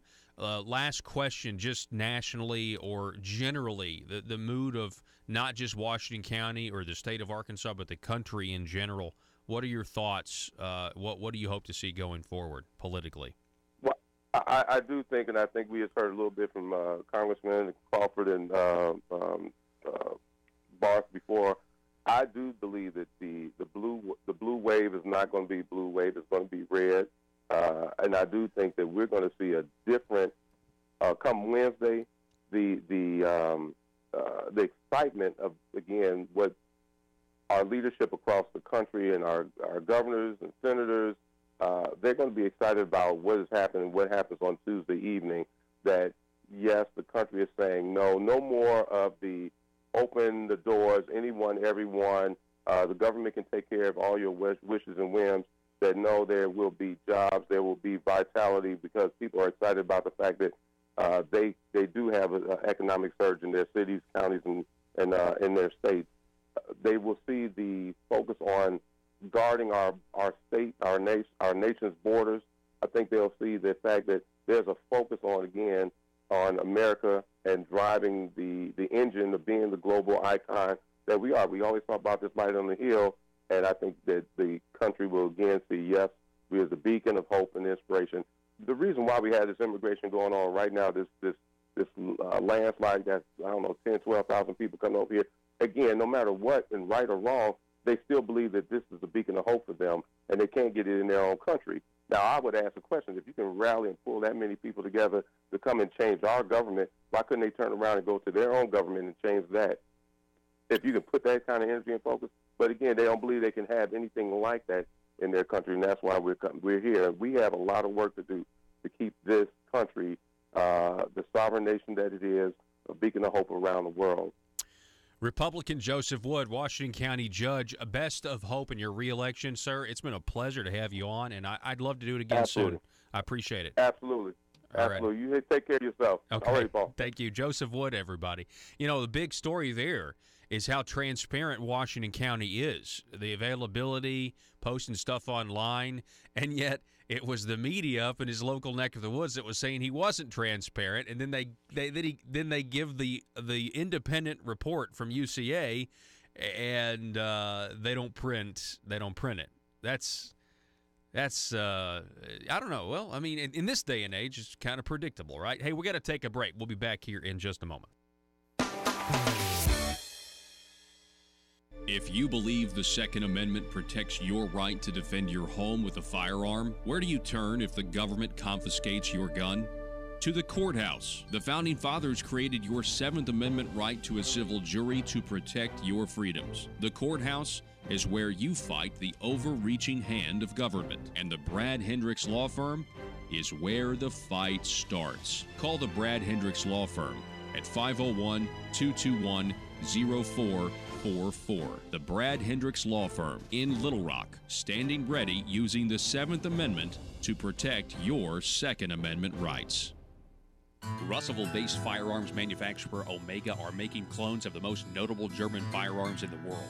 These delayed rotor-lock firearms have been and are currently used by law enforcement and military worldwide. At Omega, they manufacture their guns right here in Arkansas and produce the best reproduction in the marketplace that comes with a complete 5-year warranty. At Omega, they take firearm manufacturing seriously and offer discounts to active and retired law enforcement. Whether you're using Omega firearms to defend the public, defend your family, or for target practice, Omega has your back. For pricing, go to omega-guns.com. That's omega-guns.com.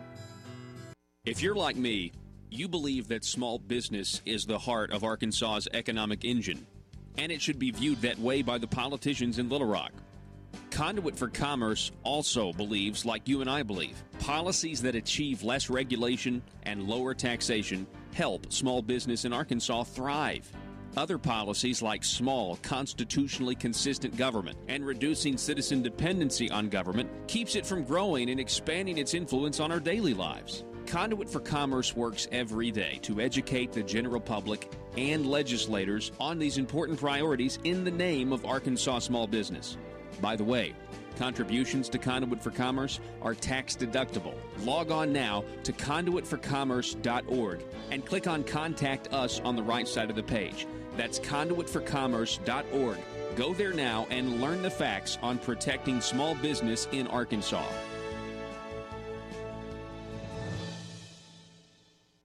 And protection. What do you think? So what would the solution be? I mean, does there just need to be some national policy? I mean, I know Donald Trump is really taking the bull by the horns here with the tariffs. And that's a good thing. But what needs to happen? I mean, does there need to be just a formal declaration of? And I know Vice President Pence basically made that declaration a couple weeks ago. Yeah, absolutely. I mean, they need to be called out globally for what they're doing. This doesn't just impact the United States; it impacts other countries around the globe. But because we are such a preeminent economy, in fact, now ranked number one, the most productive economy in the world, since 2008. You do the math and see how this happened. But since 2008, we've not had that ranking. We do now under this president. So, the economy in the United States is back on track, and we're going in the right direction. But we have to play hardball with.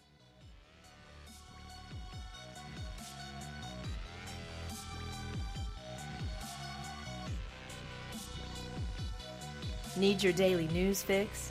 Don't forget to tune in to Conduit News Radio with Paul Harrell. Man, I'm telling you, it was great. We've had a good hour with Megan Barth. We had Lane Scott calling in from Russellville and then talking with County Judge Joseph Wood. A lot of good stuff on the program today. Of course, everybody's building towards this anticipation of voting tomorrow. Early voting is still a thing. You can do that today if you'd like. Actually, I need to go ahead and do that. Hey, let's actually go to the phones. We have city councilman from the city of Jonesboro on the line. We got Bobby Long is with us. He's running for re-election. Hey, Bobby, how's it going, sir? Hi, Paul. How y'all doing this morning? I'm doing really well. Well. Hey, so you're running for re-election, and you're a very conservative guy. I've known you for a while, and you definitely have a limited government stance, and I know that's why you want to run again or you want to get elected again, is to bring that vision once again to the city council of Jonesboro. Yeah, it is. There's, when you're a limited government guy, sometimes you get pigeonholed as, you're not for progress. You don't want to see the city grow. You don't want this. You don't want that. But the way I view it is that there's some things that government should be involved in, but some things that government should not. One of those, just for instance, if there's things that private industry could bring to the city, I don't think the government needs to be involved in that. I think we need to go out, court those companies that can come in, that can buy our land, and hire our people and operate things as for profit. Instead of the government competing with private industry. I just don't think that's the way that it should be. Also, I think that within the next few years, because Jonesboro's grown so much, we're gonna need to not only build, but equip and hire new firemen, for a couple of new fire stations, and that takes a significant amount of money. And just like with every household, there are needs and there are wants. first of all, you have to go and make sure that you can fund the city's needs. Make sure that we have good infrastructure on our roads. Make sure, that we're protected, because no one wants to live in a city that's not safe. No one wants to bring a business to a city that's not safe. So we have to make sure that, first of all, we take care of our priorities. And then, if there's money left over, then we go for those wants. I almost equate it like taking a kid into a toy store. Kids don't really care what things cost. They just say, I want this, I want this, I want that, I want this. But then it's the adults that have to say, okay, well, you need a new pair of shoes. So I have to buy you shoes, and then if we have leftovers, then I can look at these other things. But let's take care of what you need first. Yeah, that's funny. So a lot of politicians, I think, are the kids. So it's good that you're the adult in that analogy, Bobby Long. I sure hope so. Because I would love to see Jonesboro grow. I want to see Jonesboro grow. I want to see Jonesboro grow responsibly. I also want to leave Jonesboro when I, at some point in time, vacate, the office. I want to make sure that Jonesboro is in not only a good spot as far as what we have, as far as amenities are concerned, but I want to leave Jonesboro with good roads, a sound financial position, and put it in a really good place for future growth and for future families. My kids live here. My wife and I have been married almost 30 years, and we raised our twin boys here. We're invested in this community. She runs options on Main, so we are invested in this community. So we have nothing but good things and good desires for Bobby. We're going out of time here in just a minute, but I want to ask you one thing. What do you think about this casino amendment? We were just talking to former JP and maybe future city councilman over in Russellville, Lane Scott. Now, that's a huge issue over there. What do you think about the casino amendment, the idea it could go in our backyard, which is West Memphis, or us having a say as to whether or not Pope County has to have a casino? What are your thoughts? There's a couple. There's multiple things wrong with that. I probably would not vote for it. I didn't support it. Not going to. First of all, I think it wrecks families. I think that gambling is an issue. Now, I'm not going to go out and say, you don't do this, or force my views on other people. However, but when you have something like this that dictates where things can go, who runs them, and who's going to be winners and losers, nah, I'm out on that. Yeah, and that's the answer right there. Hey, Bobby, I know you got to run, sir. Best of luck in your re-election bid to be a Jonesboro City Councilman again, okay? I appreciate it. Thanks, Paul. All righty. Folks, Bobby Long, everybody. Man, we've got a jam-packed hour today, and we're going to be back here tomorrow. And No, Joe, I know what the clock says. I know. But I appreciate you looking out.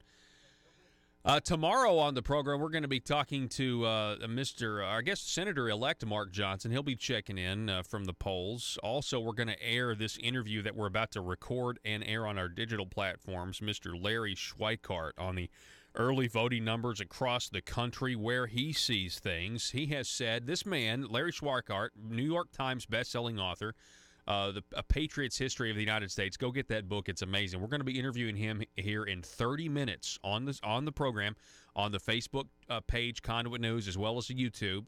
Go to YouTube and search for Conduit News. He has said since July that the Republicans will keep the House by 5 or 10 seats and will gain 5 to 7 in the Senate. And he's got these early voting numbers that really do make you think that the mainstream media and all these polls are wrong. And so that I wanted to have him on. We're going to be talking to him coming up in 30 minutes on our digital platforms, and then we're going to re-air that probably this time tomorrow for our terrestrial radio affiliates. Anyway, it's Election Day tomorrow. You got to get out and vote. You need to call every one of your friends and family outside the state or inside the state. If you live in District 2, if you're in the Little Rock area listening to us on The Answer, 101.1 The Answer, you have got to get out and vote. You cannot take this election for granted. The Democrats have fielded a candidate to challenge Republican French Hill. Congressman Hill needs to remain a congressman. He needs to go back, okay? Democrats have fielded candidates for against our folks, and we've got to send our federal delegation back. Rick Crawford, Bruce Westerman, Steve Womack, and French Hill. They got to go back, okay? And we as Arkansas need to not take anything for granted, and we have to go out and vote. Do you like the trajectory of the country? Then you got to vote for folks who are going to, I don't know, not impeach the president. Boy, the bar is really low, isn't it? We'll see you tomorrow. Arkansas, be safe.